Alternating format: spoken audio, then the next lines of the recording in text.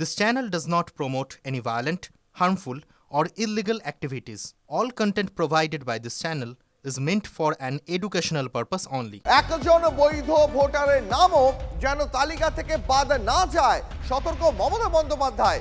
SIR এর ঝাড়াই বাছাই পর্বের মধ্যে এবার বড় সিদ্ধান্ত তৃণমূল সুপ্রিমো মমতা বন্দ্যোপাধ্যায়ের। আরো বিস্তারিত এই বিষয়ে জানবো আমাদের প্রতিনিধি সৌরভ গুহর কাছ থেকে। সৌরভ, দীপ, আমরা দেখেছি যে গতকালই এসআইআর এর খসড়া তালিকা বেরোনোর দিনই নিজের কেন্দ্র ভবানীপুরের বিএলএ 2 এবং কাউন্সিলরদের নিয়ে বৈঠক করেছেন কালীঘাটে মমতা বন্দ্যোপাধ্যায়, এবং সেখানে কোনো বৈধ ভোটারের নাম যেন বাদ না যায় এবং যে হিয়ারিং শুরু হবে সেখানে সক্রিয় ভূমিকা নিতে তিনি নির্দেশ দিয়েছেন।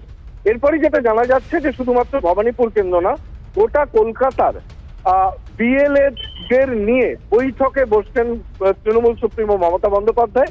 আগামী 22 তারিখ সোমবার নেতাজি ইন্ডোর স্টেডিয়ামে এই বৈঠক হবে। কলকাতার পাশাপাশি সংলগ্ন হাওড়া, হুগলি, দক্ষিণ 24 পরগনার কিছু অংশের বিএলএরা যোগদান করবেন এই বৈঠকে। নিশ্চিতভাবে হিয়ারিং শুরু হবে 23 তারিখ থেকে। তার আগের দিনই বিএলএদের কি নির্দেশ দেন তৃণমূল সুপ্রিমো রাজ্যের মুখ্যমন্ত্রী, সেদিকে তাকিয়ে রয়েছে রাজনৈতিক মহল। সৌরভ, অনেক ধন্যবাদ তোমাকে। ভবানীপুরে প্রায় 45,000 নাম বাদ, তালিকা খুঁটিয়ে দেখার নির্দেশ দিলেন মমতা বন্দ্যোপাধ্যায়। ফরহাদ, দেবাশিস, অসীম বসুকে তালিকা খুঁটিয়ে দেখার নির্দেশ তৃণমূল সুপ্রিমো।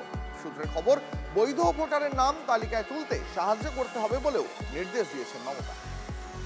যেদিন বাংলায় এসআইআর এর খসড়া তালিকা প্রকাশ হলো সেদিনই নিজের বিধানসভা কেন্দ্রের কাউন্সিলর ও বুথ স্তরের এজেন্টদের নিয়ে বৈঠক করেন তৃণমূল নেত্রী। তালিকা খুঁটিয়ে দেখার নির্দেশ দিয়েছিলেন তিনি।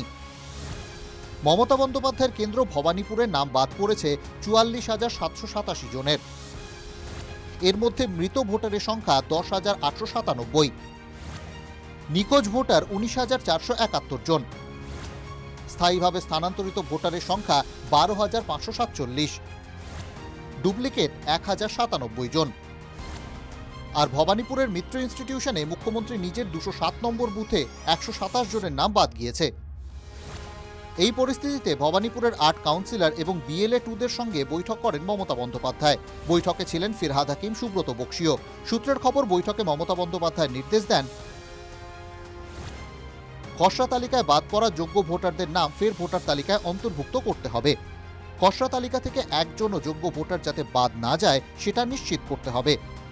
প্রত্যেক ভোটারের পাশে দাঁড়াতে হবে, পাড়ায় পাড়ায় ক্যাম্প করতে হবে, প্রয়োজনে বাড়ি বাড়ি গিয়ে সাহায্য করতে হবে। 70 নম্বর ওয়ার্ডে বিশেষ নজর দিতে হবে, বহুতলে বেশি করে নজর রাখতে হবে। সূত্রের খবর, ফিরহাদ হাকিমকে খিদিরপুরের, দেবাশিস কুমারকে কালীঘাটের তালিকা খুঁটিয়ে দেখার নির্দেশ দিয়েছেন মমতা বন্দ্যোপাধ্যায়। যে বুথে উনি ভোট দেন সেই বুথে ওনার 127 জন নাম বাদ হয়েছে। এটা খুব বড় সংখ্যা। একটা বুথে 800 থেকে 1200 ভোটার থাকে, সেক্ষেত্রে 127টি নাম বাদ যাওয়া মানে শতকরা 10%-এরও বেশি নাম। খুব বড় সংখ্যা। উনি যে ভুয়া ভোট নিয়েই ওখানে যেতেন, এত প্রমাণ হয়েছে 46,000 নাম বাদ গেছে। বিধানসভা ভিত্তিক আপনি অনেক নাম্বারস কারো কম বেশি এটা পেতেই পারেন। নিশ্চয়ই ওই এএসডি, যেটা absent, shifted, dead, not found, এই সংখ্যাটা বাদ যাবে।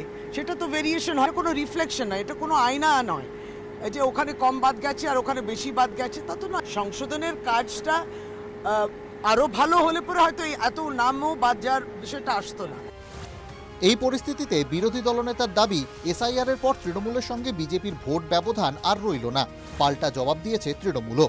তৃণমূল ভার্সেস বিজেপির যে লড়াই পশ্চিমবঙ্গে হচ্ছে, তাতে আমাদের সঙ্গে ওদের ডিফারেন্স ছিল 21 লক্ষ।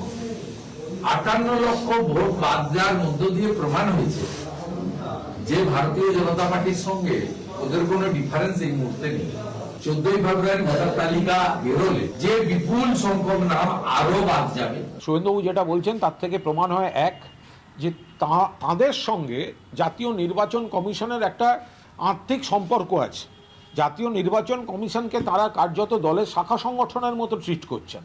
শুধু বাংলার মানুষের সঙ্গে ওনাদের সম্পর্ক নেই, উন্নয়নের সঙ্গে ওনাদের সম্পর্ক নেই। গত লোকসভা নির্বাচনের প্রেক্ষিতে ভবানীপুর বিধানসভার অন্তর্গত 8টি ওয়ার্ডের মধ্যে 5টিতে এগিয়ে ছিল বিজেপি, 3টি ওয়ার্ডে লিড পায় তৃণমূল। এর মধ্যে মমতা বন্দ্যোপাধ্যায়ের নিজের 73 নম্বর ওয়ার্ডে শাসক দলের লিড ছিল মাত্র 279 ভোটের। সৌরভ গুহর রিপোর্ট, TV9 বাংলা।